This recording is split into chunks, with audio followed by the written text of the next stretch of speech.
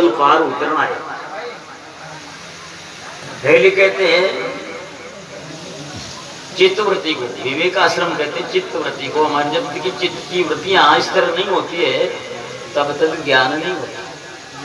चित्त की वृत्तियां डामाडोल रहती है इधर संसार के मुख। बात मत करो भाई, ए लाला वो कौन पड़े पकड़ कर पढ़े लिखे लड़ गए क्या पढ़े तरीकों कौन बैठ पाओ। तो जब तक चित्तवृत्तियां इस तरह नहीं है ज्ञान नहीं आता है? तो हेली मारी कर सिमरन सतगुरु का भवजल पार उतरना है। विवेक आश्रम कहते हैं चित्तवृत्ति को कि सिमरन कर गुरुदेव का। और गुरुदेव का सिमरन क्यों करते हैं? उसके सिमरन करने से क्या होता है? वृत्तियां शुद्ध होती है। बार बार सिमरन का अर्थ होता है मनन करना। बार बार शुद्ध शब्द का मनन करेंगे, सिमरन करेंगे तो वृत्तियां शुद्ध होगी। क्यों वृत्तियां शुद्ध होगी? कि वे शब्द शुद्ध है जिसमें कुछ रहस्य होता है। जैसे ओम ओम बोलते हैं, राम राम बोलते हैं, कृष्ण कृष्ण बोलते हैं, गुरु गुरु बोलते हैं, शिवम शिवम बोलते हैं। तो ये शुद्ध शब्द है। महापुरुषों ने छांट करके दो शब्द बनाए। रामायण कहते रमेते रमेते रामो मनोरमे सहस्त्र नाम तैतुल्यम राम नाम बना। हजारों नामों में राम का नाम शुद्ध है, इसलिए उसको लिया जाए। हाँ, तो इसलिए उसको लिया जाता है। इसलिए बताया हेली मारी कर सिमरन सतगुरु का भवजल पार होना है। पार उतरना है तो शब्द को रटो, शब्द की भक्ति करो। रटोगे नहीं तो मन स्थिर नहीं होगा। मन को स्थिर करने के लिए रटने की क्रिया बताइए। जब मन रुक जाता है तो फिर दौड़ कहाँ होती है? नहीं होती है ना? राम बख्शी महाराज के देख पदार्थ सामने इंद्र लिपटी जाए, अरे इंद्री पीछे मन गया और मन तन को ले जाए, मन तन को ले जाए भावना जैसी धारे। शुद्ध भाव कल्याण अशुद्धि शुद्ध को मारे। शुद्ध भाव में जदस तो कल्याण है और भाव ही अशुद्ध है जो तो दियो खाटा में है। तो भाव को शुद्ध करना चाहिए, मन को शुद्ध करना चाहिए। मन शुद्ध होता है मनन करने से। इसलिए हेली मारी कर सिमरन सतगुरु का भवजल पार उतरना है। सुनो भाई, भवसिंधु सागर अति भरियो काम पे चढ़ना।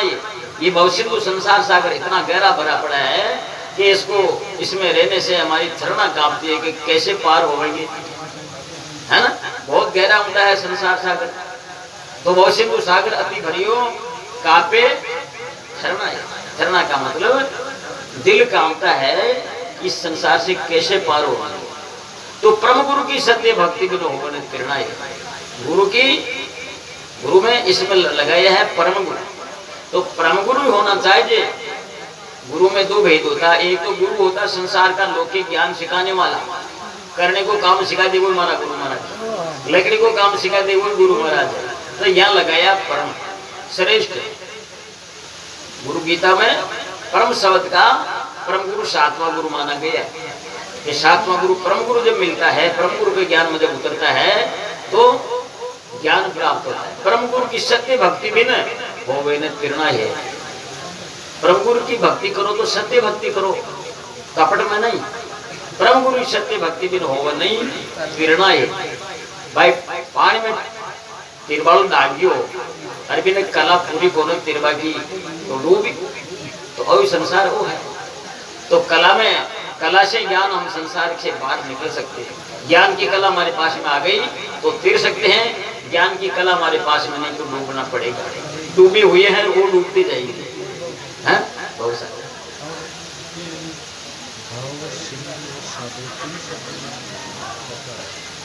भवसिंधु सागर अति भरियो।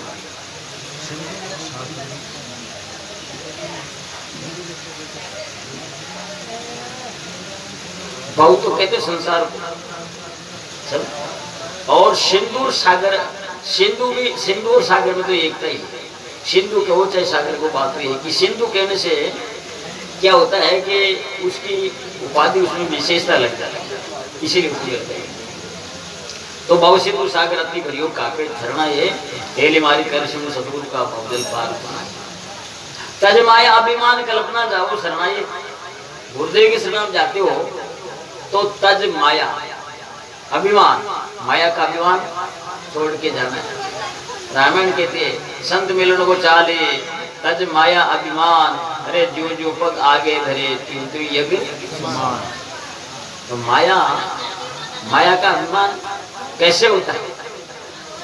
हमारे पास में माया है तो हम किसी से झुकते नहीं है, झुकने की कला नहीं आती। किसी से राम राम ही करते तो कठिनाई से करते हैं, बोलते हैं तो अहमपद की वृत्ति से बोलते हैं। सुनो भाई चर्चा नहीं कर तो बोलो तो तज माया अभिमान कल्पना तज माया अभिमान कल्पना जाओ शरणा ये माया का अभिमान छोड़ करके कल्पना छोड़ करके उनकी शरण में जाओ। तज माया अभिमान कल्पना जाओ शरणा ये तन मन वचन पवित्र पूर्ण सनम को धरना ये। शरण जाते तो तीन बातों को पवित्र करो, तन को मन को वचन, और तीनों में 10 दोष भरे पड़े हैं।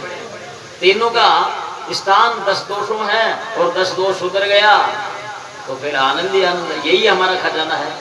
इस खजाने में हम ज्ञान ले लिया तो बस। कबीर साहब के मन की तरंगे मार लो बस हो गया भजन, अरे आदत बुरी सुधार लो बस हो गया भजन। तो बुरी आदत काम है तन में मन में और वचन में। तन में भी ये तन से क्या करते हैं? बेविचार करते हैं, जीव हिंसा करते हैं और चोरी करते हैं, ये तन का दोष है। मन में हर्षों का विमान बुरे पड़े है, दोष ही है। वचन में फुटक वचन बोलते, गाली काटते, क्रोध करते हैं। तो तन मन वचन पवित्र, जब तक तन मन और वचन पवित्र नहीं होगा तब तक हम उस सीढ़ी तक नहीं पहुंचेंगे। पवित्र पूर्ण सन्मुख धरना ये पवित्र करके गुरु महाराज की इस ढांचे को शरण में रख दो। ये क्या बीमारी है? तन मन वचन पवित्र पूर्ण सन्मुख धरना ये हेली मारी कर सिमन सतगुरु का भवजल पार उतरना है।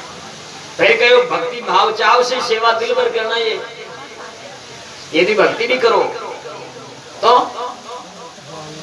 भाव को दिल भर करके करना।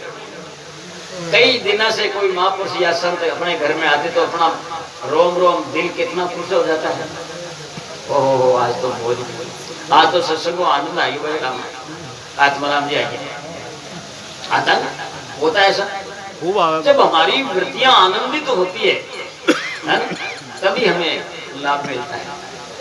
भाव होना चाहिए पूरा, भक्ति भाव चाव से सेवा दिल भर करना ये तन मन वचन पवित्र पूर्ण सन्मुख धरना ये हेली मारी कर शिव सतगुरु का भवजल पार उतरना है।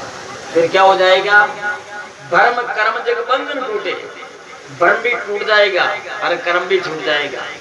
भ्रम जाति न्याति कुल गोत्र बखाना वर्ण आश्रम 6 ब्रह्माना 6 प्रकार को कर्म। अरे कर्म अशुभ कर्म, मद मास का हिंसा नीच कर्म करे अमने लाजे तो लाजवे के काम है।